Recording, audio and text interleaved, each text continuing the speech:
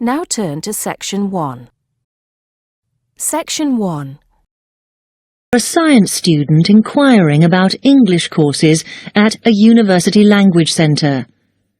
You now have 30 seconds to read questions 1 to 7.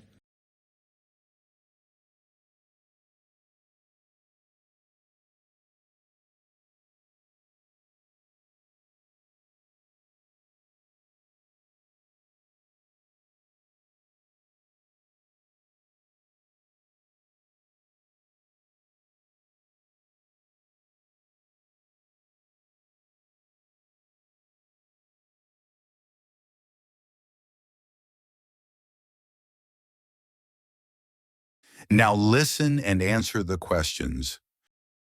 Hi, I've come to ask about the English courses you run for international students. Oh, right. I assume you're a student at the university. Yes, I've just started. Okay. Well, we've got a range of courses. It depends what you think you need and how much. Oh. We can't run everything at the same time, though. So, for example, in this first term, we are just doing a writing course. I see. That sounds quite useful. What else is there? Some of the courses only run for single terms, and we tend to focus on what students have difficulty with. That means we don't usually do speaking courses, but next term you can do listening. Oh. That'll help you with lectures and things. Our provision is all based on what the majority of our international students need. So, is everything term-based? There's nothing that you run all year? Well, let's have a look. Yes, there is a class for vocabulary and grammar every term. That's for everybody, but it's split into 3 or 4 levels. And what about in the holidays? We don't do anything during the winter or spring break. Oh. But over the summer, there's just general classes because that's what most students want. A bit of everything. Okay, quite a variety then. I'll have a think about what I really need because I haven't got much time. Do you have about 20 students in each class, the same as our science seminars? We try to keep it at about 12, and certainly not more than 15. It's important for language classes. They're very different from your normal courses. Right. And how much are the classes? The rate varies depending on how many hours you attend, but you shouldn't have to pay. Usually, the department will fund you and even sort out which classes you need. Brilliant. It would be quite useful for me to have a certificate to take back to my country. Do you put us in for exams? Yes, but we don't like them to clash with your main course exams in June, so we run them in May. Oh. That leaves you time for revision. Do I have to sign up for something now? I'm not quite sure what I want. Classes haven't quite started yet, so you've got time to decide what you do. All we insist is that you sign up before week 5. That gives you about 3 weeks to decide. Okay. Before the audio continues, you have some time to look at the questions.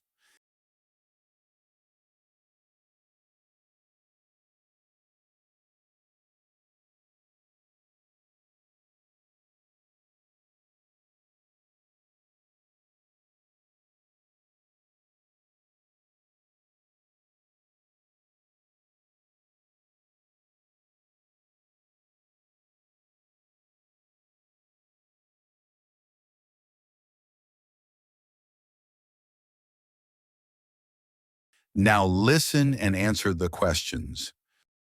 Then, when you've made up your mind, you need to come back here to the administration office to enroll. What do I need to bring with me when I enroll? My identity card, I guess. Yes, or your passport. Then you'll be given a registration form, which you'll have to show to the teacher when you have your first class. Okay. And should I ask my tutor about which classes I should do then? Yes. Then you get a note from him and give that to the desk when you register.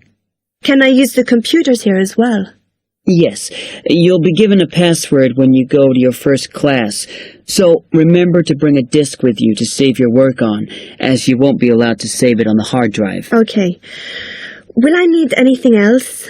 Dictionary? We've got loads of those here that you can borrow, but you'll need a notebook as we don't provide paper or files. Okay. Thanks. That is the end of section 1. You now have half a minute to check your answers.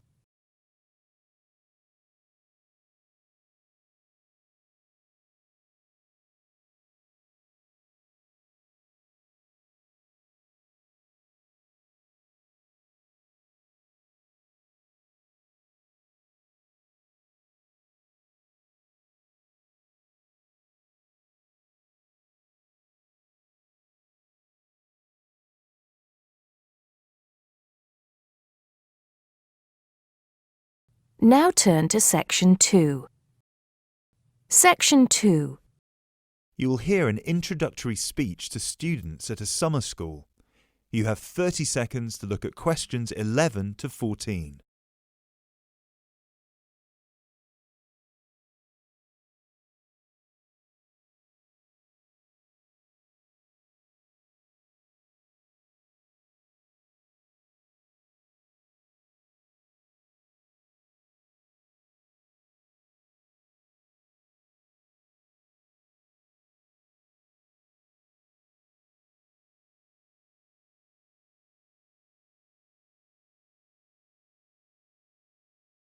Now listen and answer the questions.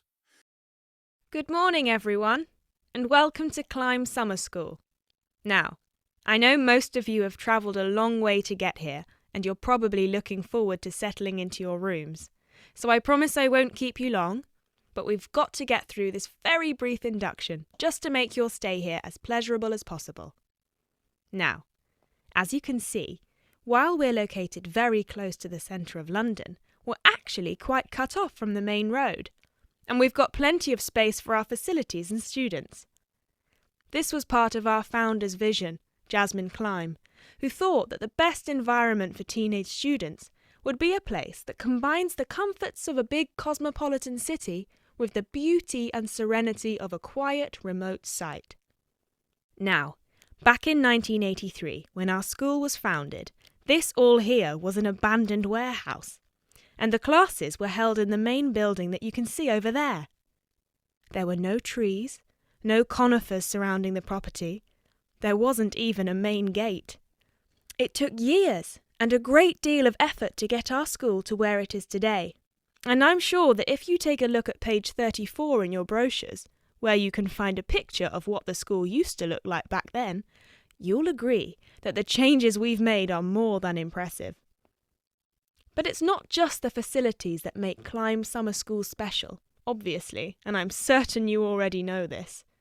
Over the following 10 weeks, you'll receive an assortment of classes on a variety of topics, ranging from language, literature and poetry to creative writing, communication and project management. All of these modules have been designed to improve your chances of getting a place in the universities of your choice, while also giving you the opportunity to learn, excel, and of course, also socialise with people from all over the world. I can tell you, just among the 30 of you, we've got about 21 different nationalities. So what happens now? First of all, I'll be handing out a map of the premises for you to have a look at, and explaining where everything is. Once we're done here, you'll all be taken to your rooms where you can unpack and relax for a couple of hours. And later on, we'll be having our first activity of the day, a mix and match lunch in the main hall, where you'll have the chance to meet your new classmates. Later on in the afternoon, we'll be handing out your first project assignments and splitting you into teams.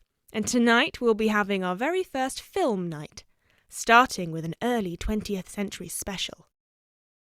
Before the audio continues, you have some time to look at the questions.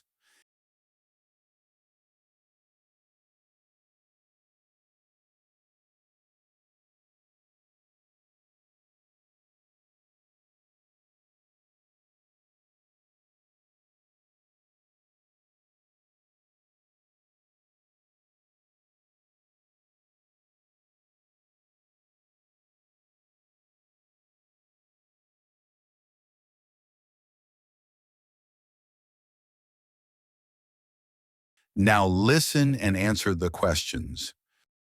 So, let's get on with the map. You've already got a version of it in your brochures, so if you can open them to the last page so we can have a look. Very well. As I showed you before, the actual school is right over there in the middle. That's where you'll be having most of your classes. Adjacent to it, you'll find the main hall, which is where we'll be hosting most events, such as today's lunch. On the left from the main building, you'll find a smaller building, which is where the accommodation and welfare offices are located. This is labelled as the garden office at the front, and it's easy to spot because it has a green door. Each of you is assigned to a different residence hall. We've got 3 residence halls in total, 1 on the left and 2 on the right. The one right next to the garden office is Ursula Hall, named after our founder's sister, while the other 2 are Peter Hall and William Hall. Now, as you can see, there are 3 more buildings to the left of the semicircle here, and 1 more building on the right-hand side, next to William Hall. So that one, which is shaped a bit like a dome, is the pavilion. This is where all your letters will be delivered, and in the basement floor you'll also find a laundrette. Please make sure you've got plenty of £1 coins, as you'll need one for the washing machine and another for the dryer. And that row of buildings on the left, the one closest to us here at the gate, is the canteen, where you'll be able to buy snacks as well as breakfast, lunch and dinner, on days when we don't have an event with food provided. The next one is the gym, which is open from 7 a.m. to 8 p.m. from Monday to Friday, and until 10 p.m. at the weekend. And the last building, right over there, is the study centre, where you'll find plenty of computers and books, as well as a great selection of DVDs and magazines that you can borrow with only a small refundable deposit of £5. Now, please remember to keep your student card with you at all times, as you'll need it to access most of these facilities and... That is the end of section 2. You now have half a minute to check your answers.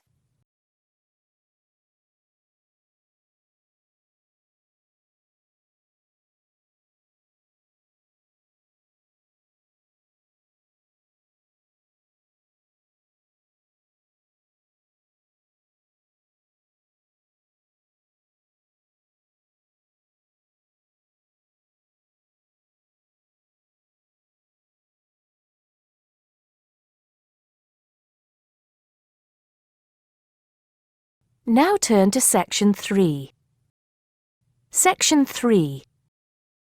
You will hear 2 medical students, Caitlin and Hideki, discussing options for courses. First, you have some time to look at the questions.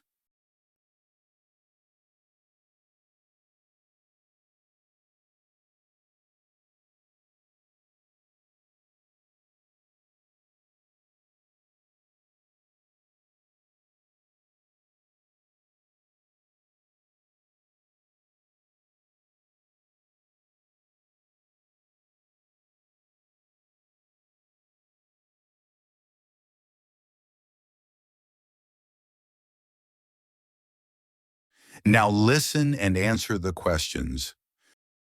Hi, Hideki. How are you? Fine. I'm glad I bumped into you. Have you got 5 minutes to sit down and discuss our extra course options for next term? Yeah, sure. You mean the support courses for our modules? Yes. We've got 3 choices, and I'm not sure which would be best for us to do. Let's have a look. Yeah, we could do science and ethics. Sounds quite interesting. Yes, but I think we should be thinking what we get out of each course. So, science and ethics, there's a lot of reading and research to do. And I don't think it comes up in the exams, does it? I'm not sure. Oh, I see we have to do assignments and we get our score from that. But what it would do is to force us to get better at doing essays and reports. You know, organizing them and using the right kind of language. Might be worthwhile. Yeah, you're right. An alternative is the pharmacology prelim course.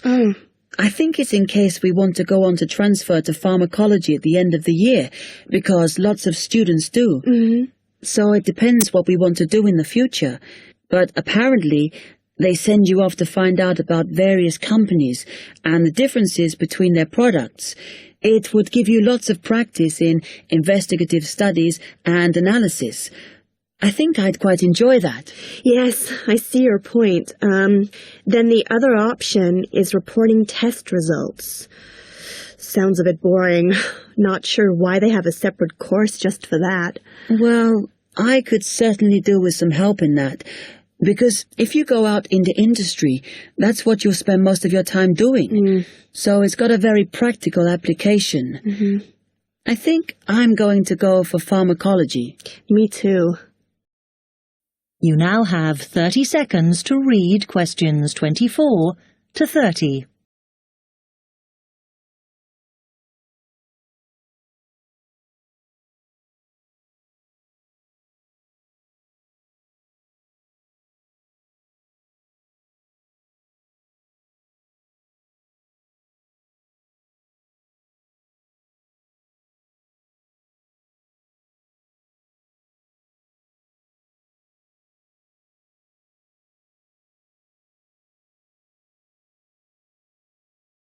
Now listen and answer the questions. So let's have a look at it in more detail. Oh, goodness. If we do pharmacology, then we have to do a supplementary maths course. Oh no, that's not fair. Mind you, I think I need it. Does that mean we have twice as many lectures? No, this maths is only a short course. The chemistry department are responsible, and they do it in the 3rd term. So we've got all next term to settle into the pharmacology bit. I find the tutor makes a real difference. Some of them make chemistry so easy, and some of them I can't understand at all. Like that one we had from Oxford University. Oh. Mind you, the one on this course should make sense because he's a lecturer who's coming in for a few weeks from industry. So at least it'll be linked to the real world. Yeah. The project we have to do on this pharmacology course is huge, and it doesn't give us much time.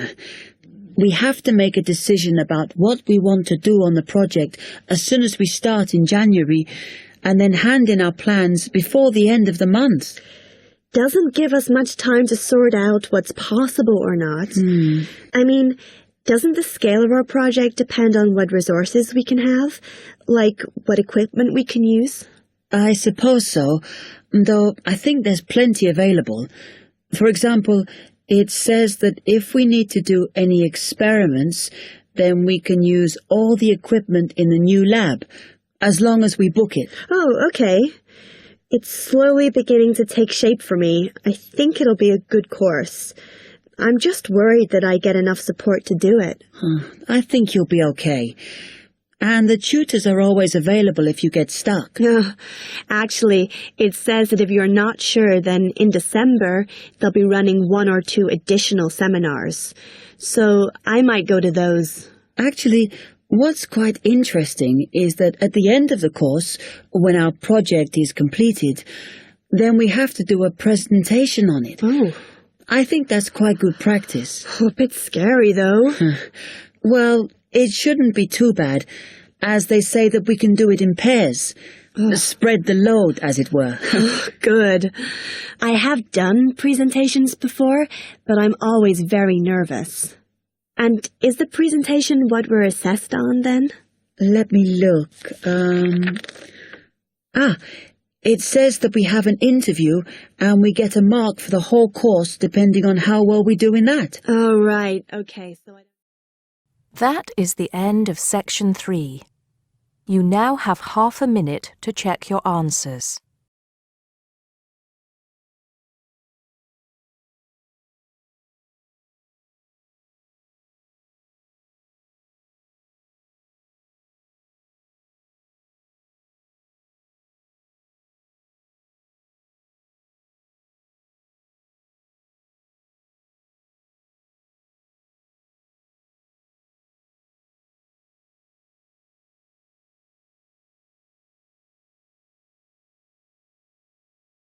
Now turn to Section 4. Section 4. You'll hear a talk given by a foreign correspondent. First, you have some time to look at the questions.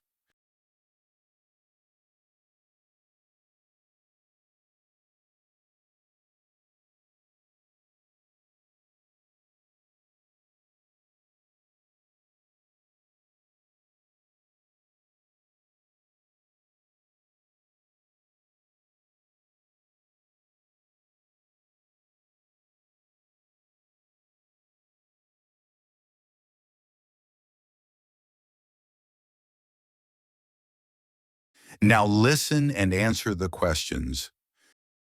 Good evening.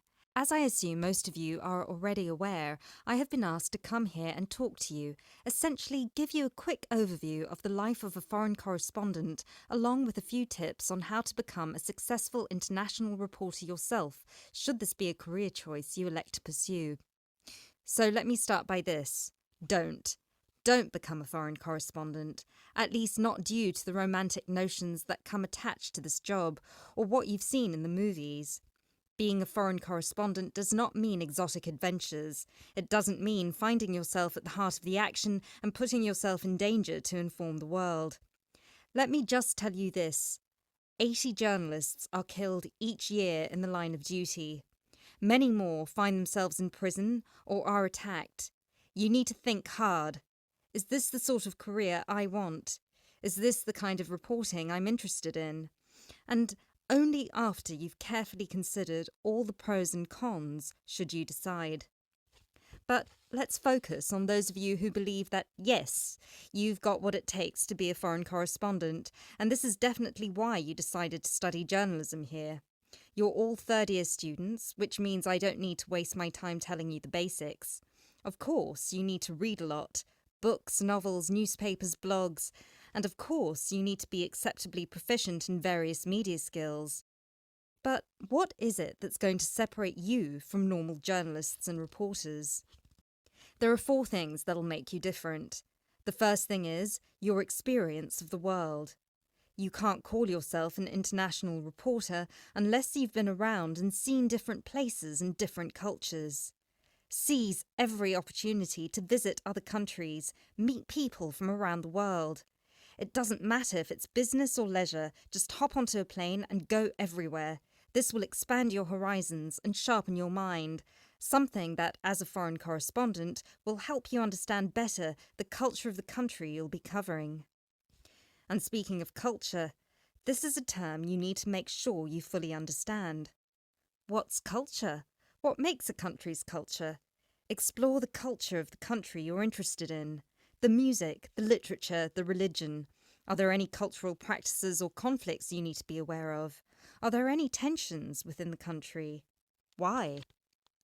The most important element of culture, of course, is the language. Do yourself a favour, whether you're planning to become a foreign correspondent or not. Learn a foreign language. So many of us are culpable for just sticking to just English, and while English is a very important language in the world, it would be foolish to think it's the only one. Pick a language whose sound you enjoy, a language you find interesting. Trust me, your future CV will thank you for it. And finally, history. Don't expect to be given a job as a foreign correspondent if you don't know anything about your target country's history. No piece of news is disconnected from the past. The whole world tells a story, and your coverage will suffer if you attempt to arrive in the middle with no reference to or understanding of what came before. The hows and whys always lurk in the past. Seek them. You now have 30 seconds to look at questions 38 to 40.